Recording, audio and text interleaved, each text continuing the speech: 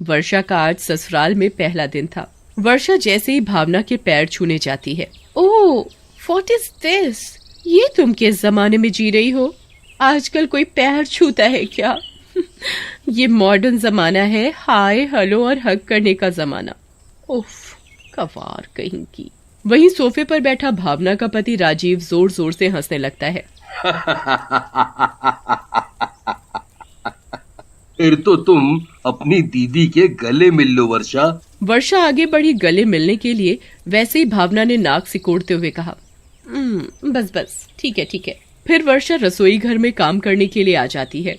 वहीं वर्षा का पति भी आ जाता है। वर्षा, तुम भाभी की बातों का बुरा मत मानना। मुझे दीदी की किसी भी बात का बुरा नहीं लगा, कोई बात नहीं। उधर भावना अपने कमरे में अपने बेटे बिट्टू को संभाल रही होती है। क्यों रो रहा है? क्या हुआ तुझे? चुप हो जा, नहीं तो एक थप्पड़ मारूंगी। तभी वर्षा वहाँ आ जाती है। इतने छोटे से बच्चे को भला कोई मारता है क्या दीदी? ये मेरा बेटा है, मैं कुछ भी करूँ इसके साथ? दीदी, बिट्टू मेरा भी कुछ लगता है, मैं उसकी चाची हूँ। मैंने तुमसे पूछा? तुम चाची हो इसकी? माँ बनने की कोशिश मत करो इसकी। बड़ी आई। वर्षा बिट्टू को अपने बेटे की तरह प्यार करती थी, उसका बहुत ध्यान रखती थी।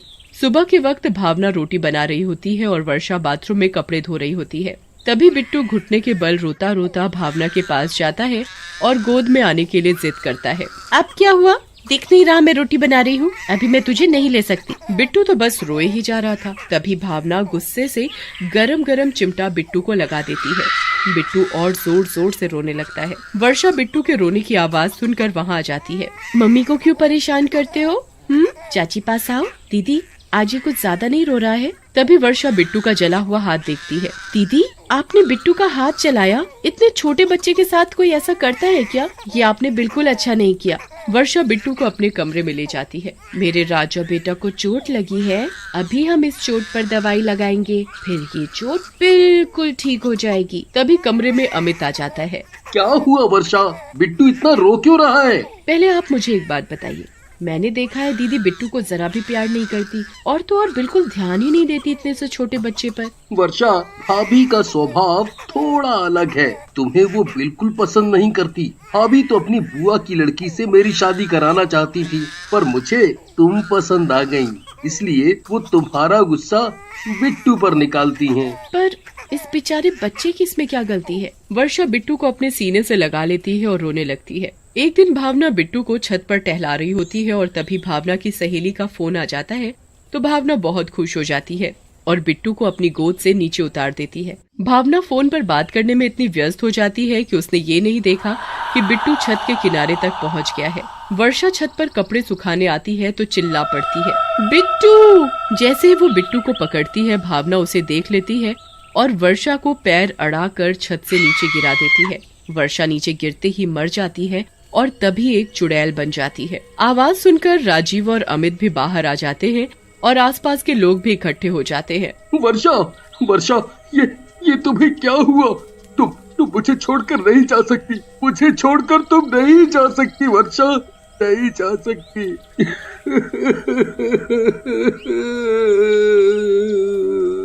अमित, अपने आप को संभालो। भावना, ये सब कैसे हुआ? उन दोनों को देखकर भावना रोने का नाटक करने लगती है। छत से पैर फिसल गया और नीचे गिर गई। ओह, ये तो मेरी छोटी बहन जैसी थी। वर्षा, तुम मुझे छोड़कर नहीं जा सकती। अच्छा हुआ जब मर गई। सभी लोग वर्षा का अंतिम संस्कार कर देते हैं। रात हो जाती है और सभी सो जाते हैं। बिट्टू पालने में सोया होता है और जोर जोर से रोने लगता है, पर भावना उसके रोने की आवाज नहीं सुनती। भावना, उठो जरा, देखो बिट्टू रो रहा है, उसे शायद भूख लगी है। अरे सोने दो ना, सिर में बहुत दर्द हो रहा है। तभी वर्षा चुड़ैल रूप में वहाँ आ जाती है और टेबल पर पानी से भरा गिलास भावना के ऊपर डाल देती है और चुड़ैल गायब हो जाती है। तभी भावना उठ खड़ी होती है। ये किसने डाला पानी? जरूर राजीव ने डाला होगा, पर राजीव तो सो रहे हैं, फिर किसने डाला होगा? ओहो, और इसने दुखी कर रखा है, जब देखो रोता रहता है। अब नींद तो आने वाली है नहीं, इसे ही दूध पिला दो, ये ऐसे ही मानेगी। इसे दिखता नहीं बिट्टू भूख से कितना रो रहा है। सुबह हो जाती है। भावना सोचती रहती है रात के बारे में कि किसने डाला होगा पानी। तभी राजीव वहाँ आ जाता है। राजीव, क्या तुमने डाला था पानी रात को मेरे ऊपर? तुम्हारा दिमाग तो ठीक है, मैं भला क्यों डालने लगा तुम्हारे ऊपर पानी? तुम नींद में पानी पी रही होगी तो तुम्हारे ऊपर गिर गया होगा।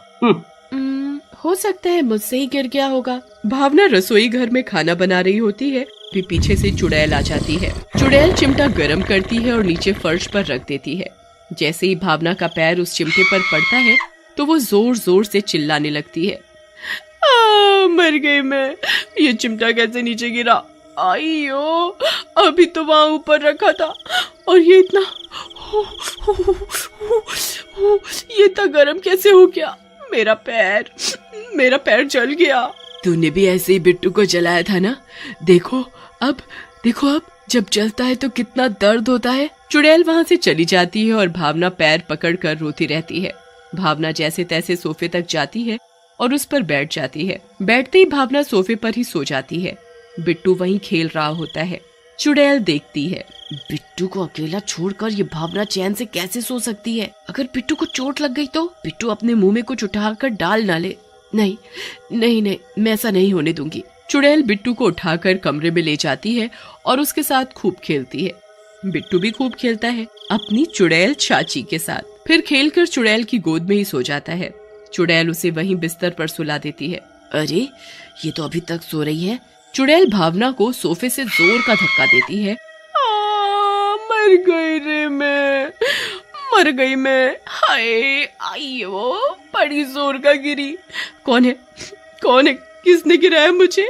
भावना उठकर इधर उधर देखती है पर वहाँ कोई नहीं होता। किसी ने तो दिया मुझे धक्का। तभी भावना को याद आता है कि बिट्टू कहाँ गया। बिट्टू, बेटा कहाँ हो? ये बिट्टू कहाँ चला गया? अरे, बिट्टू तो यहाँ बिस्तर पर सोया है। पर बिट्टू तो मेरे पास था, इतने ऊपर तो ये खुद नहीं चढ़ सकता। फिर किसने चढ़ाया इस ऊपर? अमित और राजीव भी ऑफिस से घर आ जाते हैं और सभी टेबल पर बैठकर खाना खाते हैं। अमित बिट्टू को टेबल पर बिठा देता है, तभी बिट्टू हाथ मारकर सारा खाना नीचे गिरा देता है। इस लड़के का मैं क्या करूं? सारा खाना गिरा दिया ना। और फिर भावना बिट्टू को मारने लगती है। तभी चुड़ैल भावना के सामने आ जाती है और भावना को एक जोर से थप्पड़ मारती है। चुड़ैल, क्यों पहचाना नहीं? मैं चुड़ैल नहीं, वर्षा हूँ। वर्षा? तुम चुड़ैल? वर्षा, तुम चुड़ैल? हाँ वर्षा, बताओ ना तुम चुड़ैल कैसे बनी? तुम्हारा तो हमने विधि विधान से अंतिम संस्कार कर दिया था, उसके बाद भी तुम ये?